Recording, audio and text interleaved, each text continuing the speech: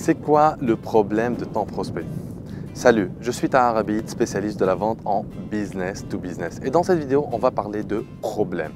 Assez souvent, on parle de besoins quand il s'agit de prospecter, mais là, je veux te parler de problèmes. Et je vais t'expliquer dans cette vidéo pourquoi c'est plus productif pour toi de baser la qualification de ton prospect sur les problèmes que sur les besoins. Pour cela, je t'invite à télécharger en complément de cette vidéo mon guide PDF, le guide ultime de la qualification. N'hésite pas à cliquer sur la bulle qui s'affiche maintenant, ça va mettre la vidéo en pause, tu n'auras qu'à rentrer ton prénom, ton adresse email et je te l'envoie de suite, c'est gratuit. Alors, pour comprendre c'est quoi la différence et la puissance des problèmes face à un besoin, on va faire une petite expérience. Et là, je ne t'invite pas à essayer de la reproduire. Imagine, sous ta main droite, tu as une bouteille d'eau bien fraîche et tu as soif. Tu as vraiment soif.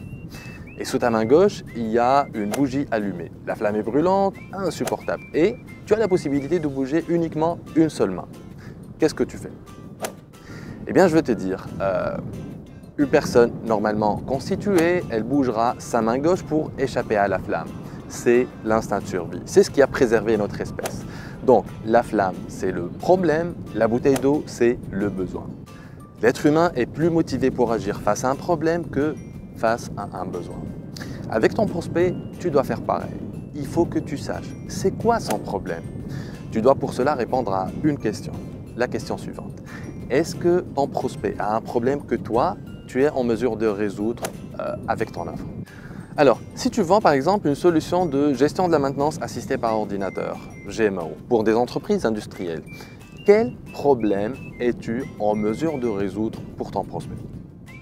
Est-ce que son problème, c'est uniquement le fait qu'il n'a pas de solution informatisée de gestion de la maintenance?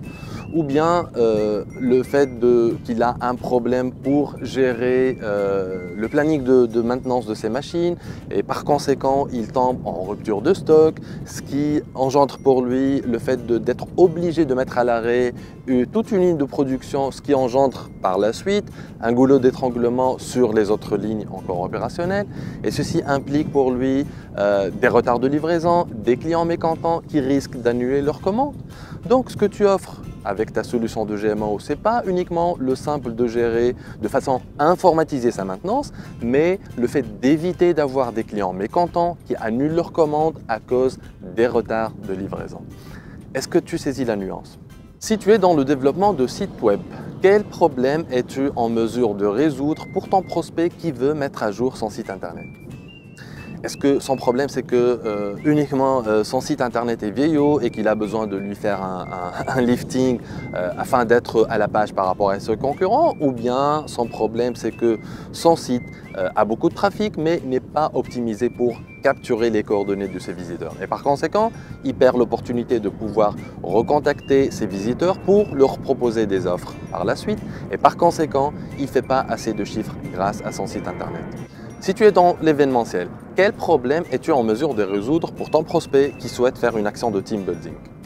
Est-ce que son problème c'est qu'il veut juste faire du team building parce que c'est à la mode ou bien son problème c'est qu'il veut peut-être ressouder ses équipes avec un programme de team building car il n'y a pas de cohésion entre les différents départements de son entreprise à cause d'une mentalité de rivalité entre les chefs de département et parce qu'il y a une baisse d'engagement et de motivation de ses employés, ce qui lui coûte chaque année 200 jours d'absence cumulée.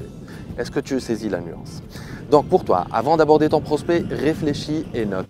Quels sont les problèmes les plus courants que tu es en mesure de résoudre grâce à ton offre?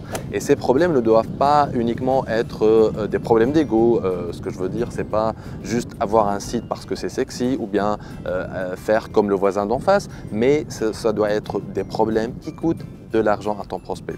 Voilà, c'est la fin de cette vidéo. J'espère que maintenant tu prends conscience de l'importance d'explorer et de mettre en valeur les problèmes de ton prospect que toi, tu es en mesure de résoudre grâce à ton offre, grâce à ton produit, ton service ou bien ta solution.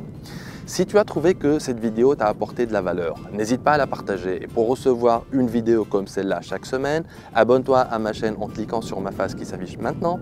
Et n'oublie pas de télécharger ton cadeau avant de partir.